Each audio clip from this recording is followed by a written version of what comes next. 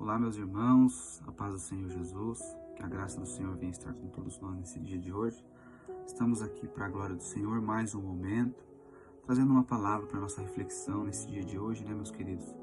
Sabemos que nós vivemos dias difíceis, dias no qual a nossa política ela está instável, mas nós servimos um Senhor, um Deus que está conosco, então independente da situação no qual nós nos encontramos, através da Bíblia, da palavra do Senhor, nós vamos encontrar renovo, fortalecimento e refúgio, para todos esses problemas, porque Deus ele é o nosso guarda, ele é o nosso protetor, o nosso Salvador, Jesus Cristo. Meus irmãos, nesse momento quero trazer uma palavra no qual o Espírito Santo coloca aos nossos corações no dia de hoje para nós estar meditando, uma passagem bem conhecida, no qual vai relatar lá em Lucas 15, no versículo 11 em diante, vai falar sobre o filho pródigo. Tenho por certo que em algum momento da sua vida você já ouviu essa passagem, essa palavra, essa parábola no qual Jesus ele vai instruir através dessas parábolas, porque nós sabemos que na maioria do tempo em que Jesus andava ensinando em toda Jerusalém, em todo aquele lugar ali onde os lugares, melhor dizendo, que Jesus passava, ele ensinava o povo de uma maneira simples. Jesus ele vai ensinar por parábolas, porque Cristo ele tinha toda a autoridade, todo o poder em suas mãos, mas ao mesmo tempo ele era humilde e ele se dirigia ao povo de uma forma em que o povo conseguisse entendê-lo, porque Deus ele não está preocupado com as nossas condições financeiras. Claro que Deus nos abençoa, mas é necessário que nós tenhamos um coração humilde na presença dele. Então, meus irmãos, vamos adentrar nessa passagem aqui do filho pródigo para entender mais o Senhor. E a passagem no qual eu falei aqui sobre o filho pródigo vai relatar que existia um homem, um pai, que ele tinha 2 filhos. E chega ali um determinado tempo que um dos seus filhos, ele vai chegar e vai pedir para o seu pai a sua herança. O filho mais novo ele vai chegar até seu pai e vai pedir a sua herança, e nós sabemos que a herança ela só era dada, entregue após a morte. Então, nesse momento ele chega, quebrando a tradição, Então ele já chega quebrando a tradição e querendo que o pai dê a ele a sua herança. E assim foi, meus irmãos. O pai, como um pai zeloso, um pai de amor, ele dá então essa herança para o seu filho.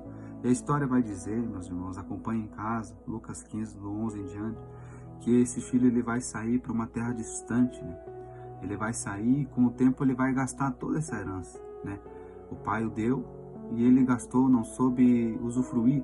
A palavra do Senhor vai dizer que ele foi para um lugar distante da onde o seu pai estava morando, onde o seu pai habitava. E após ele ter gastado, veio grande seca, ou seja, uma crise, melhor dizendo, aonde ele estava habitando, uma crise o atingiu. Ele já tinha, gastado boa parte, com certeza na crise o resto das suas economias ele acabou de gastar, e ele acabou então se vendo em um momento de tristeza, de angústia, que ele precisou trabalhar para se sustentar. Então a palavra do Senhor vai dizer que chega um certo momento em que ele cai em si, e ele lembra que na casa do pai tem muito pão, que os trabalhadores que estavam na casa do pai se alimentam de pão todos os dias, e ele como filho estava lá perecendo. Então a palavra de Deus vai dizer que ele, voltando em si, ele retornou para a casa do pai. E é interessante, meus irmãos, que a palavra do Senhor vai dizer que o pai já estava o aguardando na porta. O pai todos os dias saía até a porta e observava no caminho para saber quando seu filho iria voltar. E quando o filho chega, o pai mais que depressa ele sai correndo ao encontro do filho, quebrando as tradições que os anciões não podiam sair correndo naquela época, nos períodos dos dias. Então ele sai ao encontro do filho, abraça o filho, veste o filho com roupas, com sandálias, com anel, manda preparar um banquete para aquele filho. Então o que Deus está dizendo? O que Jesus estava tentando dizer para aquele povo nesse momento? Que Deus, o Pai, ele tem alegria na alma de um filho que retorna, Ele tem alegria na alma que está perdida, mas em um determinado tempo ela retornou para a casa do Senhor. Então Deus ele está te esperando. Não sei em qual momento você se desviou dos caminhos do Senhor. Sabemos que o Evangelho do Senhor ele é simples, E então, se você se encontra neste momento em uma situação onde você não tem mais forças para lutar, que a crise já chegou na tua casa, que a crise já te atingiu, que você se sente desanimado, é a hora de você cair em si e lembrar que o Pai, o Deus de Israel, Ele na casa dele, na morada dele, tem pão para a sua vida. Que pão é esse? É Jesus. É Jesus Cristo que morreu na cruz por nós. Então, o significado que o Espírito de Deus nos traz hoje, através dessa passagem, o significado espiritual hoje para a nossa meditação, é que na casa de Deus nós encontramos a salvação. Nós encontramos aquilo que só o Senhor tem para nós, só Jesus tem. Então não importa se você errou, se você pecou, se você caiu, o Senhor é especialista em levantar, em restaurar, em restituir. Prova disso é o povo de Israel, meus irmãos. Se nós for observar a história, desde Êxodo, desde Gênesis, melhor dizendo, o povo sempre se afasta de Deus. O povo sempre erra e Deus sempre, de alguma maneira, Deus trabalha, Deus levanta alguém e resgata o povo novamente. Então por que Deus vai deixar você e vai deixar nós perecendo no meio do caminho? O mesmo Deus que operou no passado e salvou o povo é o Deus que nos salva hoje, que te liberta, que te transforma hoje. Basta você ter um posicionamento como este homem teve, este jovem teve, caindo em si, retornou para a casa do Pai. Então basta dar o primeiro passo, que através do seu passo, da sua fé, Jesus vai até a sua casa.